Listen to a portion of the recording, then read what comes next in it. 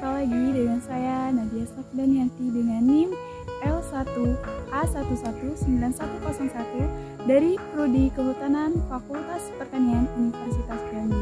Nah, pada video kali ini saya akan membahas tentang analisis keputusan manajemen hutan.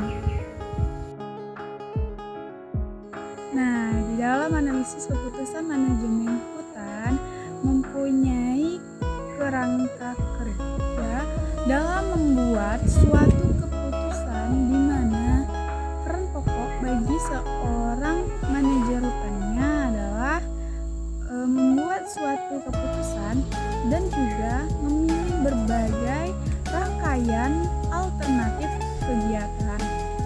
Namun demikian, prasyarat untuk memilih adalah manajer tersebut harus memiliki persepsi bahwa setiap situasi dan isu-isu membutuhkan suatu keputusan. Kebebasan menentukan persepsi atas situasi suatu masalah akan menjadi dasar untuk membuat keputusan yang bijaksana. Untuk mendetailkan suatu masalah dibutuhkan kuantifikasi dan artikulasi terhadap tujuan pemilik lahan hutan dan faktor-faktor pembatas terhadap aktivitas manajer hutan. Biasanya manajer yang sukses adalah manajer yang telah mengidentifikasi dengan benar hal-hal yang terkait dengan tujuan-tujuan, isu-isu, dan keterbatasan sumber daya. Kesuksesan seorang manajer hutan apabila mampu mengidentifikasi dengan benar masalah-masalah yang relevan dengan tujuan-tujuan, isu-isu, dan keterbatasan sumber daya, dan memberikan suatu alternatif solusi yang dapat dikerjakan dan juga menguntungkan.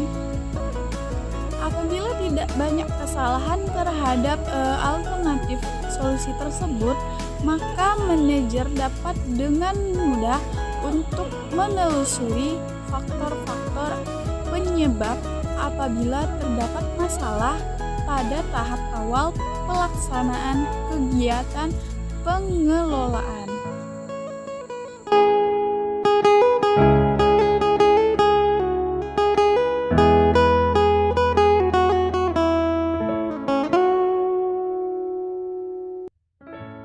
Identifikasi masalah mencakup satu seri tahapan langkah-langkah dan menggunakan secara konsisten beberapa terminologi penting.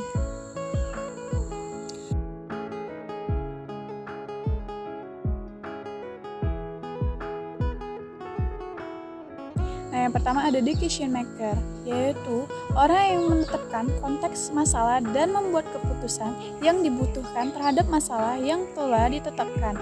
Decision maker sendiri merupakan pemilik lahan hutan atau manajer hutan yang diberi kewenangan oleh pemilik lahan untuk melakukan aktivitas pengelolaan hutan, memilih kebijakan atau aktivitas apa yang akan dilakukan untuk menyelesaikan masalah yang ada, dan bertanggung jawab terhadap pilihan tersebut. Yang kedua ada goals. Goals bertujuan untuk merefleksikan apa yang ingin dicapai oleh decision maker. Pada dasarnya, suatu masalah dapat mencakup lebih dari satu tujuan yang relevan dengan masalah tersebut. Ketiga ada goal kriteria. Goal kriteria merupakan kriteria tujuan adalah ukuran numerik yang ditentukan untuk menyatakan apakah aktivitas dari pembuat keputusan mendukung tujuan. Untuk mengarahkan tujuan, kita harus menemukan suatu kriteria yang mengukur pencapaian tujuan.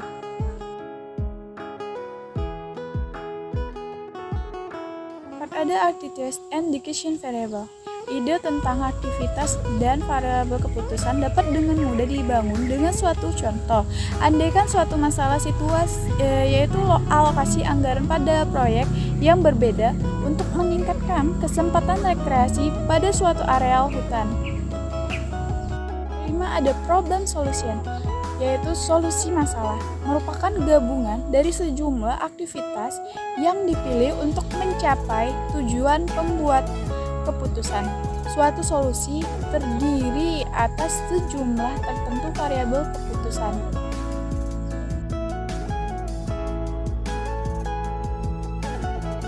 Keenam, ada objective function.